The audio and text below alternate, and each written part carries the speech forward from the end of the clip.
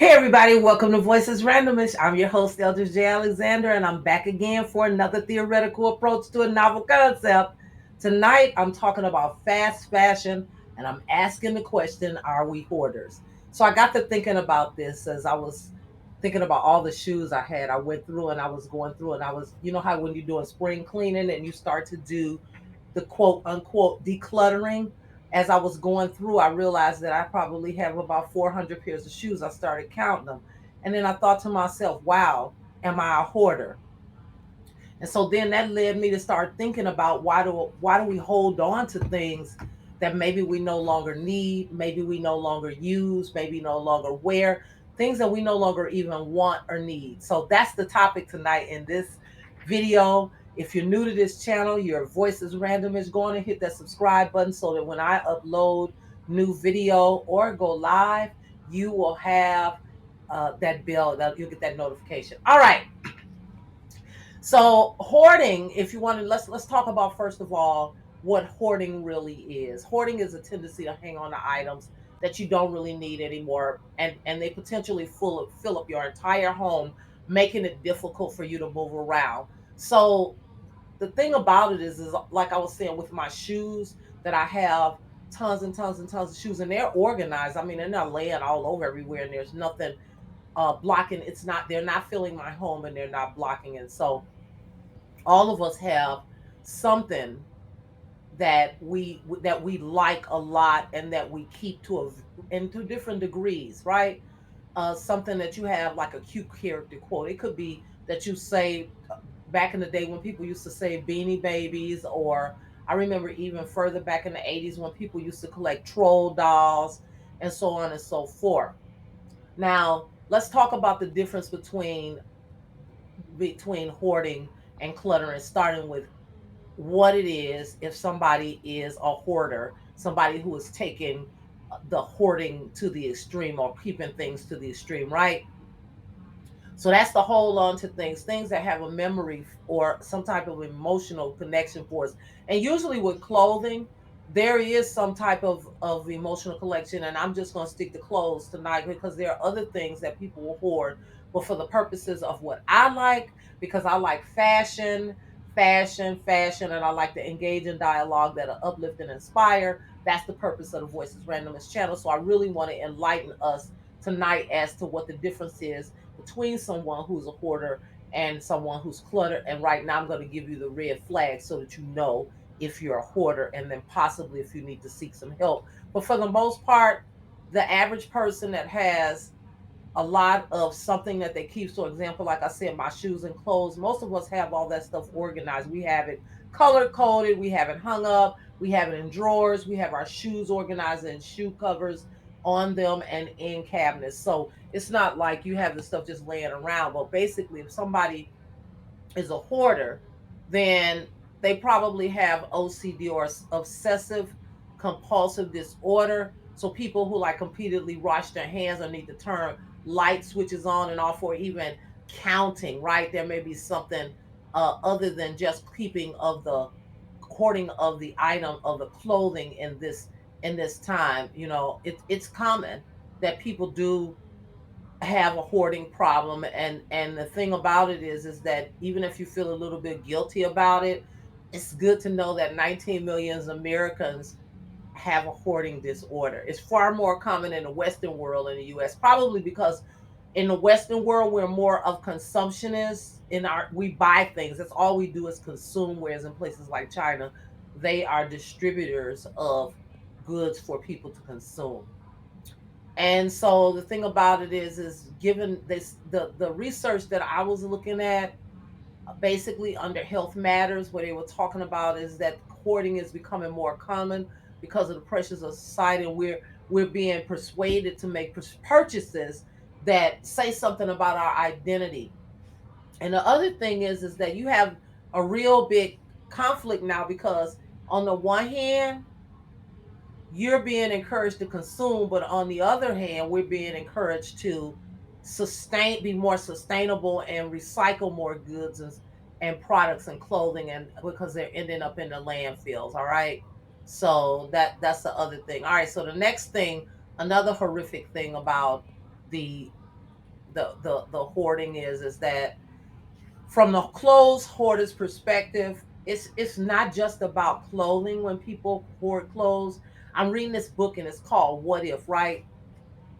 And it's all the theories around different things that people do. And the one that I'm looking at right now is it's called clothes hoarder. And it's pretty much about how all of us have a lot of things that we may never wear. They sit in drawers and the dressers hang on the racks in your closets, and you can't seem to get rid of them. And even in my case, I have so much stuff that I could possibly have my own boutique. I mean, that's just a given fact for a lot of us. We have way more than we need, and we're blessed like that. And I'm one of those people. But I thought about, do I have a problem? And that's what made me get up and go and check all my shoes and really start counting just to kind of see what it was that I had. And really, is this a problem? So no, it isn't, because my stuff is organized just as many of us are. It doesn't impede my ability to move around my house the way that I need to or throughout my property. There's nothing blocking any key exits or entryways to the house, and there are no hygienic issues. So for the most part, those are some things that if you're thinking about whether or not, because you have a lot of clothes, shoes, or anything like that, how is it organized? If it's organized and it's only taking up certain spaces in the house, and you have designated spaces and everything is organized, then that's not classified as hoarding. Now, if things are just laying around a little bit, you have a shirt here, a pair of shoes there, that might be a little bit of clutter. But hoarding is specifically when you can't even move around and do your daily functions, like you've got clothes in the sink and on chairs and on normal other things that you would use for other purposes. And that's not the case with the norm of us. However, the one thing you want to know about things that you hold on to is that it has some emotion attached to it. There's a reason why you're holding on to each garment. It represents some incident or emotion in your life, and you're holding on to it because you not have may not have yet healed from whatever was connected to that. It could have been someone gave you a garment and now that person has passed on, and it's a way that you're dealing with the grief of the loss of that person, so you won't part with that garment. That might be one thing. So you just want to think about, what are the things that you're holding on to? Why are you holding on to it? What sentiments do those garments have for you? And if you let them go, what then would you be ready to face or deal with, by letting go of a specific garment, right? No matter what that garment is, what it represents to you, you know what it represents, because usually there's a time and a place that we wore it, or there was a time and a place where we were going to wear it to some event. And so oftentimes the reason why we won't get rid of something, because of it's because of something called sunken cost fallacy. Now, it might be the price that you paid for a garment, you don't really want to get rid of it because you didn't get the cost per wear out of it, CPW, where you amortize or divide the cost of the garment over the life of the number of times that you worn it, to rationalize or justify the fact that you actually bought that garment, especially if it's one of those upscale designer pieces that you normally wouldn't buy, and you had to talk yourself into buying. So now you have to rationalize and justify keeping it, and that's what's called sunken cost fallacy. It's that fallacious thought in your mind, and a fallacy is just a misplaced or a thought that really isn't true in your mind about, I have invested so much money into this that I have to keep it. I can't get rid of it. I've got to, either if I do sell it, either get my money's worth or I got to get my wear out of it. Now I think about other situations in life, and I was thinking about when the 2020 election happened, and then Donald Trump didn't really want to say that he lost. It's because he had invested so much time in it trying to prove that he won. It's hard to backpedal when you invest so much time and so much money into an ideology, just like clothing. If you invest money and time into procuring something and keeping it, you can't rationalize or justify giving it up. And if you do, it takes away something from you because it's connected to a specific emotion that you had, and that's something that you may not be ready to face or deal with. So in Donald Trump's case, he is not ready to deal with the fact that he lost that election. And so therefore you keep pushing and pushing that this is something that is true, or you keep holding on to that garment because at some point you're going to use it. It has value. I bought it. It has some work. So that's one of the reasons. So the sunk cost fallacy will help you to explain why it's impossible for some people to get out of bad relationships. You know that the relationship is bad for you, and you know that the person is bad for you. And just like a pair of shoes that you bought, that you're holding on, you spent a lot of money for, that cost $400 or $500, you don't want to get rid of them because now you can't return them, and you really maybe not can sell them for what you paid for them. And now you're trying to justify, I can just put them on a stretcher or whatever, but I'm not going to get rid of these because at some point I'm going to wear these bad boys. And so rationalizing for why you haven't gotten rid of, sold, or walked away from something. And I'm thinking about the Keisha Cole song, Let It Go. Sometimes you just got to let something go. So for organizations who have sunken cost fallacy issues, it's where there's a policy, procedure, or process, and they say this is the way we always have done it, so I'm gonna continue to do it. Right? It's like what got you here where you are is not gonna get you where you want to go. So if for some reason you holding on to specific garments because they meant something to you, try to figure out what it is that emotional attachment is to it for yourself and why you're holding on to it, and what will happen if you let go of that. And it's like somebody have an ideology about a person, a place, or a thing, about why they won't interact with certain people, about why they won't go certain places, and why they won't do certain things. It's sunk cost fallacy. They can't justify not doing it because maybe they've spent so much time building up a case for why they won't do those things or go that place, or be connected to that person. They spent all that time invested in the argument, holding up why they can't. It's just like those clothing. So the thing about it is when I do these videos, I'm always looking for the connection for what's happening in our behaviors and what's driving the behavior. So I want to know what your frequency is on this. What are the things that you're holding on to in terms of ideologies that may be outdated? Okay, about people, about places, about things. There may be things or ways of doing things that they don't make sense anymore, but because you've always done them that way, you're worried so much about what other people are going to think if you pivot.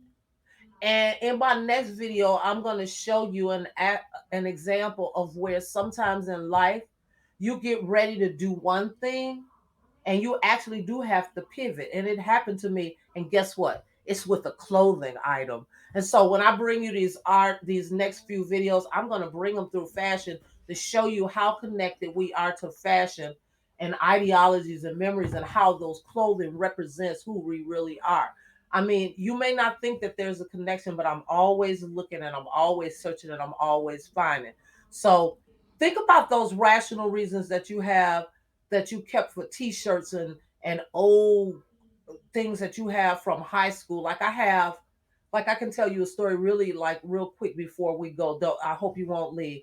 I have a T. It's a letter from, I was in high school band. I went to a high school. I graduated in 1976, and I went to the school. It was called V.O.I.C.E.S. In the first year that they let us in, girls in, it was still called Boys Tech, but when I graduated in 1976, it was the first year that the school was being called Milwaukee Tech, because the school sat in the middle of the city of Milwaukee, and therefore I was one of the first girls to graduate from a school called Milwaukee Tech.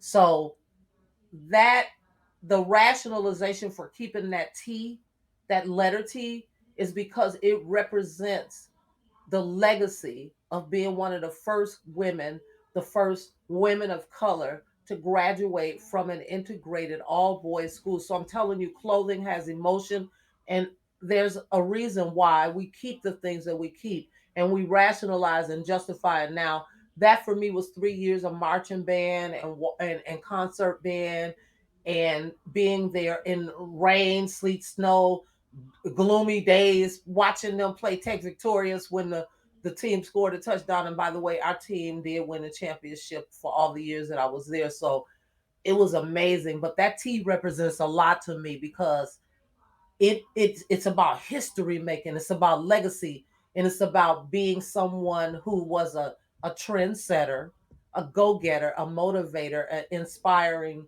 person. So just like all of you out there, so think about something that you're holding on and what really is a part of you and why you're holding on to it and what part of your legacy that it represents. Okay, because I know my piece, and then I also have that pair of kids, those white kid tennis shoes from when I was in Pom Pom Squad in high school some 50 years ago.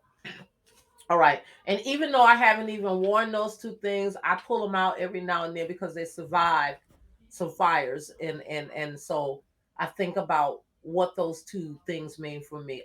A T that goes the letter T, it's a letter that goes onto your sweater. And back then everybody had letter sweaters. I never got the opportunity to get the sweater, but I got the letter.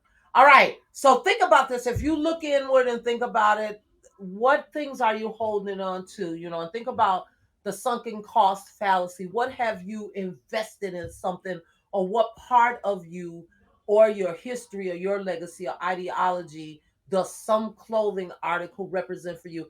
I hope that you'll take some time and go on and share that with me in the comments section, because as always, I want to know what your frequency is. When I think about these videos that I'm doing, I do a lot of introspection and a lot of going inward, and I do a little bit of research.